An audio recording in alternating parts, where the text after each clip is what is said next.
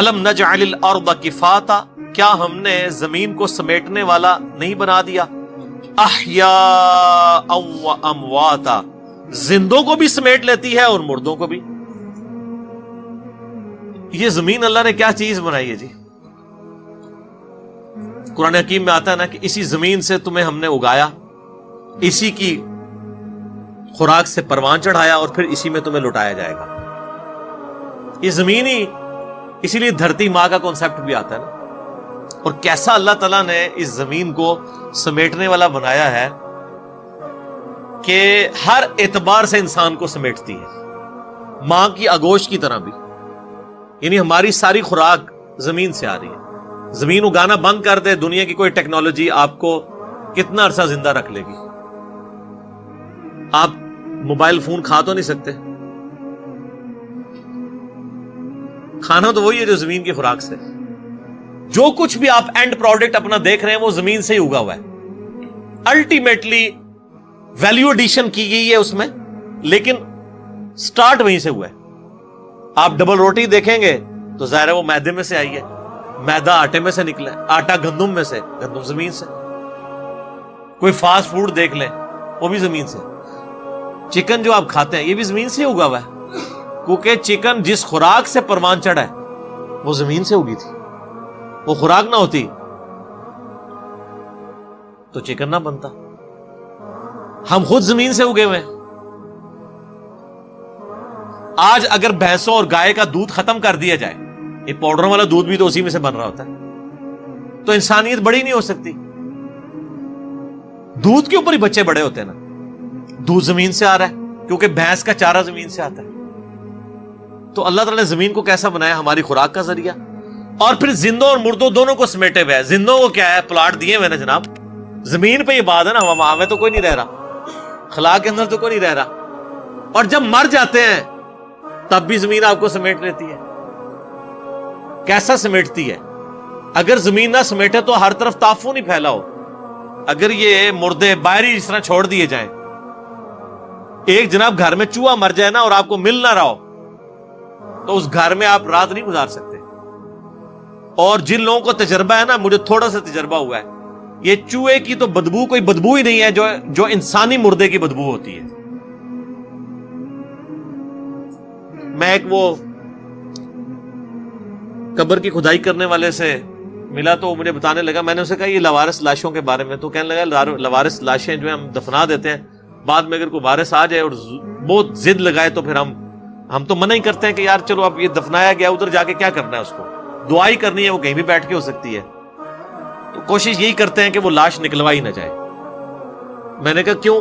وہ کہتا ہے جی ایک دن پرانی لاش بھی ہو نا تو کہتا ہے آپ کئی 100 فٹ تک بھی وہاں کھڑے نہیں ہو سکتے، جس طرح بدبو اور تعفن اس کا پھیلتا ہے۔ ہوا چلتی ہے تو وہ پورا پھر پھیلتا ہے۔ اور کہتا ہے یہ تو تعفن ہے نا، جو کیڑے ہوتے ہیں نا اس کے اوپر، وہ لاش نکالیں آپ کیسے؟ تو کہتے ہیں وہ اتنے سپرے لانے پڑتے ہیں، وہ پھر مارتے ہیں، کیڑے سائڈ پہ ہوتے ہیں، پھر لاش نکالتے ہیں۔ تو یہ انسان کی اوقات ہے۔ تو زمین کیسا سمیٹ لیتی ہے؟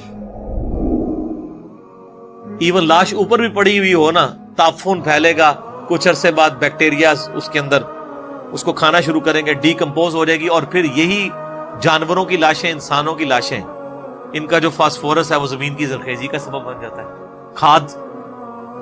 کیسا اللہ نے سلسلہ بنایا ہے۔ تو یہ زمین ایسی ہے، مردوں کو بھی سمیٹے ہوئے ہے، زندوں کو بھی۔ ابھی تو ہم صرف اس زمین کی بات کر رہے ہیں، زمین کا جو سمندر والا پورشن ہے جس کی آبادی زمین سے بھی کئی گنا زیادہ ہے، کتنی بڑی بڑی ویل مچھلیوں کو، شارک مچھلیوں کو، اور کتنے جانوروں کو سمیٹے ہوئے ہیں، ان کی غذا بھی اس میں سے آ رہی ہے، اور وہ شارک مچھلیاں بھی مرتی ہیں تو اسی کے اندر رہ جاتی ہیں، ان کو بھی سمیٹے ہوئے۔ تو ایک زمین کے ساتھ اللہ نے کیا چیزیں جوڑ دی ہیں؟ ہر چیز، زندوں اور مردوں کو زمین نے سنبھالا ہوا ہے۔ بزرگوں نے نہیں سنبھالیا سر، زمین نے، بلکہ بزرگوں نے بھی زمین ہی سنبھال دی ہے اینڈ سے۔ ہاں دیکھ لیں، بزرگوں کو زمین سے باہر دفنانے کا تو رسک نہیں لیا جا سکتا، اندر ہی دفناتے ہیں۔ اللہ نے پردہ رکھا ہوا ہے۔ وَجَعَلْنَا فِيهَا رَوَاسِيَ شَامِخَاتٍ وَأَسْقَيْنَاكُم مَّاءً فُرَاتًا، اور ہم نے ہی بنا دیے اس میں خوب جمے ہوئے اونچے اونچے پہاڑ، اور ہم نے ہی تمہیں میٹھا پانی پلایا. یہ پہاڑ جو اللہ نے سٹیبلائزر رکھے ہیں نا، یعنی زمین کو کی ڈائنامک بیلنسنگ کرنے کے لیے، یہ اللہ نہیں. یعنی زمین کے اوپر سب سے زیادہ مضبوط اللہ کی مخلوق کون سی ہے؟ پہاڑ. پہاڑ سے زیادہ تو کوئی مخلوق مضبوط نہیں ہے. سب سے بڑی مخلوق، سب سے مضبوط مخلوق. آپ کے ذہن میں تو ہاتھی آ جائے گا، ویل مچھلی آ جائے گی، اس کی کیا اوقات ہے پہاڑ کے سامنے؟ ایک آتش فشاں پہاڑ پھٹ پڑے، ہزاروں ہاتھیوں کو، ہزاروں مگر بچوں کو لے ڈوبے. سب سے مضبوط چیز پہاڑ اللہ نے، اور ہم نے پانی بھی پلا دیا. انہی پہاڑوں میں ایسے ریزروائرز اللہ نے رکھ دی ہیں پورا سال. ابھی بھی آپ کشمیر میں ناردرن ایریاز میں چلے جائیں نا، کئی چشمے ہیں جو پورا سال رکتے نہیں ہیں.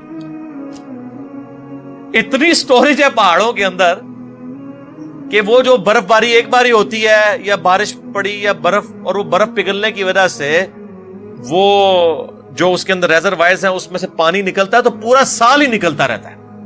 اتنا پانی سٹور کیا ہوتا ہے پہاڑوں نے. امیجن کریں پورا سال خشک ہی نہ ہو. کو پیچھے کوئی اس کی یعنی کوئی نل جوڑ دی ہے اللہ تعالیٰ نے سمندر کے ساتھ؟ نہیں. وہی سمندروں کا پانی ویپریٹ ہو کے جو گلیشیئرز کی فارم میں سٹور ہوتا ہے وہ اتنا زیادہ ہوتا ہے کہ پورا سال چشمے چلتے رہتے ہیں اور لوگ استعمال کرتے رہتے ہیں. اور میٹھا پانی اللہ تعالیٰ ہمارا میٹھا پانی. میٹھے پانی کی ہمیں تو یہاں جہلم میں رہتے ہوئے تو قدر نہیں ہوگی نا سر. جہلم سے آپ بس 150-120-130 کلومیٹر دور چلے جائیں نا پنڈی اسلام آباد میں، اور دیکھ لیں پانی کی کیا صورتحال ہے وہاں پہ. فیصل آباد چلے جائیں تو آپ دیکھ لیں میٹھے پانی اور صاف پانی کو لوگ ترس رہے ہیں. اور وہی ہے جس نے زمین کو پھیلایا اور اس میں پہاڑ اور دریا پیدا کیے اور ہر طرح کے میووں کی 2 قسمیں بنائی. وہی رات کو دن کا لباس پہناتا ہے.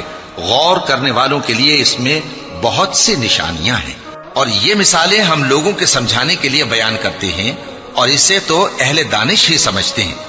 اللہ نے آسمانوں اور زمین کو حکمت کے ساتھ پیدا کیا ہے. کچھ شک نہیں کہ ایمان والوں کے لیے اس میں نشانی ہے.